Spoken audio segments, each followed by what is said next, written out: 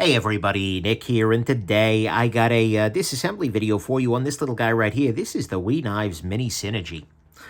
One thing that I'm noticing, there is just one screw I got to worry about. That's the benefit of an integral design, where the entire knife, the entire scales that is, are made out of one chunk of titanium, too, if you count the clip.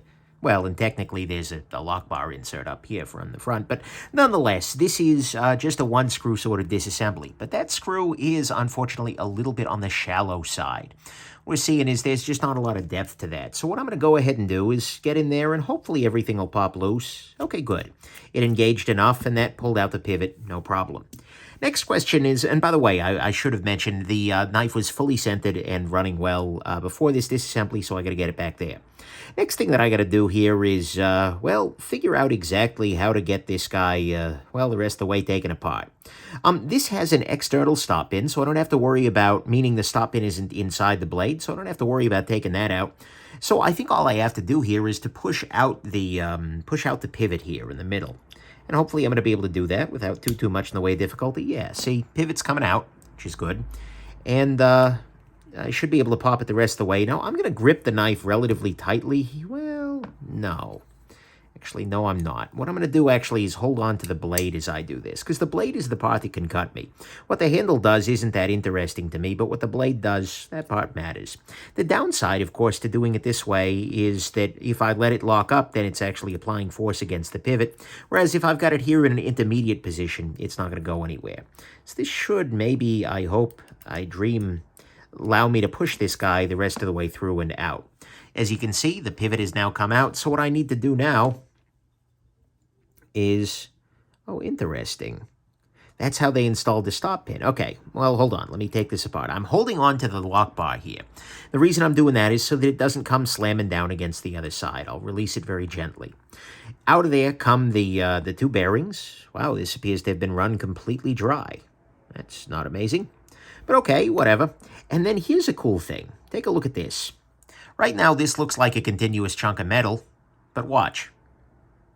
If I lift up on this, what you're going to see is actually there is a little tiny bit of extra metal in here. And what that is doing is that's allowing them to install the stop pin.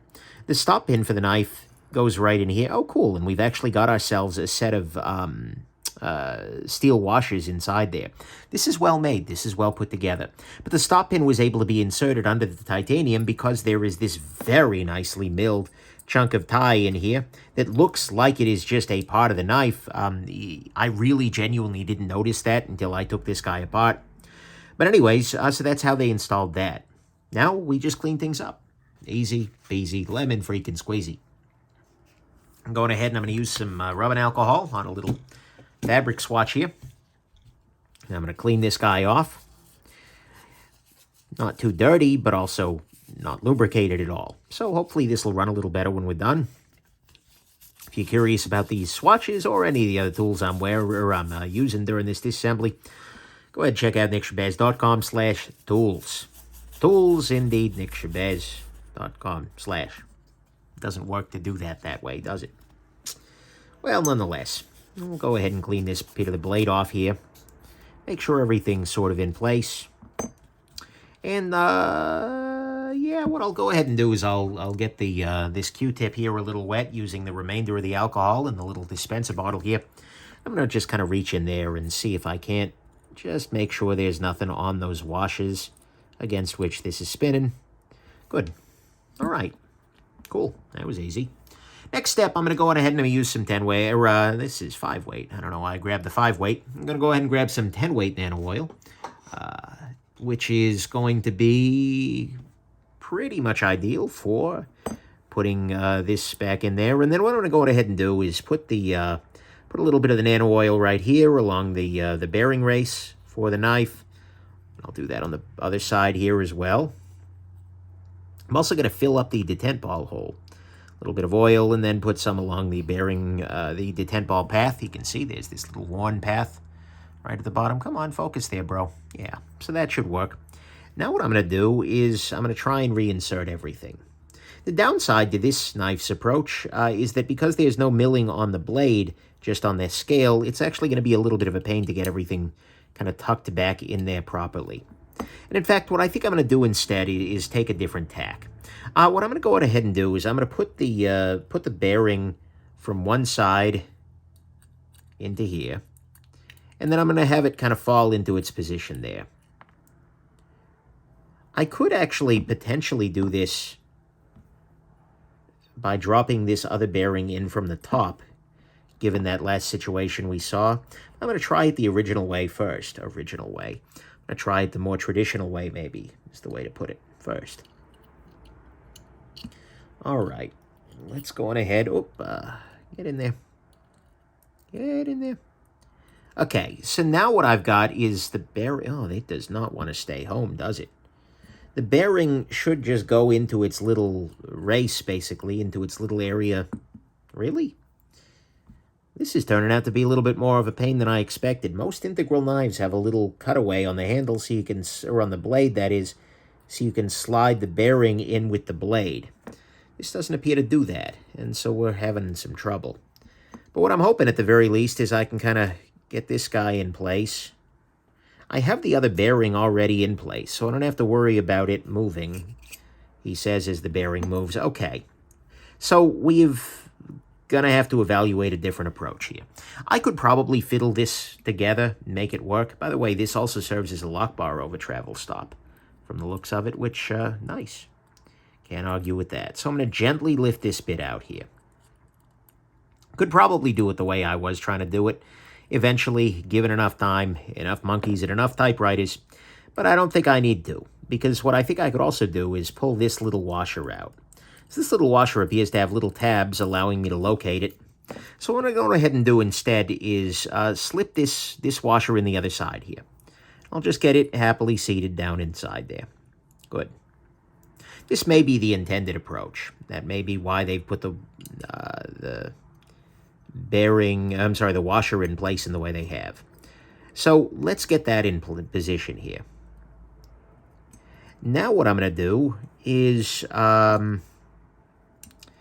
am I going to do this exactly? Next step, I'll just try dropping on the bearing here. Then after that, I'm going to drop this washer back in place. And what we see here is there's a side with a groove and a side that doesn't have that groove. Go ahead and put the groovy side down against the bearing there. And that makes sense, because you want the part that's already worn in to continue to wear in, right? And I don't know if I can actually fully rotate that or not, but either way, I now have both bearings in the position they need to be in. So that's nice. Next thing I want to do, unfortunately what we're seeing here is that the blade is wanting to move out of the way. So I'm going to go on ahead and I'm going to drop this guy in place. That should hold this in. I'm wondering now, is this bearing race wanting to actually, like, can it slip underneath there? Is that open, or is that just a, like, I'm wondering if I can rotate this such that it goes underneath and stays there. I don't think I can. No, it doesn't look like it. So instead what I'm going to do is I'm going to drop this little piece onto the pile here. That'll help keep everything in position. Now what I should have done, actually I shouldn't have done this because it wouldn't have worked out. But now I have a very fancy maneuver here. I have to lift the entire knife up and set it down on the pivot without disturbing the bearings or anything like that. That wasn't maybe as fancy as I made it sound. So I'm lifting up the lock bar here. That's locking everything. That's allowing the blade basically to move in its natural way. Now what I'm going to do is I'm going to make sure that this part here is rotated properly, because I didn't actually show it off, but there's a little nubbin on the inside of this pivot here on the very bottom, and I want to make sure that that nubbin is in its proper positioning in order to drop fully in place. Right now you can see it's proud off of the other side. It's sticking up. So what I'm going to do is push this guy out just a tiny bit here. And that should allow me to see, okay. So there's the little nubbin on the inside of the handle, and actually, I'm sorry, I misspoke. The nubbin is on the handle, and the gap is on the inside here. So what I need to do now is actually rotate this guy such that I can install it fully and properly. Well, how I'm going to do that is I'm going to use a Leatherman tool here and a little polishing cloth, and hopefully I'm going to be able to get in there, grab the pivot, and kind of rotate it a little bit. That work? Didn't. Okay, that didn't work. I'm going to skip the polishing cloth. That gets me a little more traction. I believe it's going to be in this orientation that it drops into place. The reason I say that is that usually the We Knives logo is horizontal. Did that drop into place? I don't believe it did. No. Probably should have checked this ahead of time. So what I'm going to do instead here is better than safe than sorry. I'm going to go ahead and I'm going to try and push the pivot back out a little bit more. What that'll let me do is kind of look underneath there and see. Put a little light on the subject and see if I can take you guys along for the ride. I'm going to go in there and see. Okay, so you can see there's the nubbin right underneath there. Kind of right at the tip of my finger there. And then we can also see the hollow there on the logo. So actually, we are properly oriented. I just needed to get a little more force. I'm going to see about rotating this just the tiniest bit more. Now what I'm going to do, damn it, this top part fell out. Well, actually, I don't mind it that much. There's less tension on the whole system now that the blade is closed. Can I rotate this? Does this really do that? No. I don't think so. But either way, I can reinstall this bit here. I can try and reinstall this bit here. It's very tightly machined, so I kind of have to make sure I drop it in directly vertically, or else it's not going to want to go in. All right. Come in. Probably be easy if I'm not doing this on a shifting polishing cloth there. Come in. Get in there. Not putting too much force. This is, again, a very precise little part here. But I'm just trying to kind of get this lifted such that, one part of it goes where I need it to, and there we go. See, all I needed to do was to remove a little bit of the stress in the system, and suddenly it dropped in. Then finally, I'm going to use a little bit of blue thread locker here, put it on the pivot, and put this whole affair back together using a T8 screwdriver and a T8 screw. So I just pushed this pivot in, and it did go all the way in. So that little bit of reorientation I did me some good here. You can see this part is sticking out again. Try and reseat it there. And then this will naturally reseat itself as I tighten the pivot fully.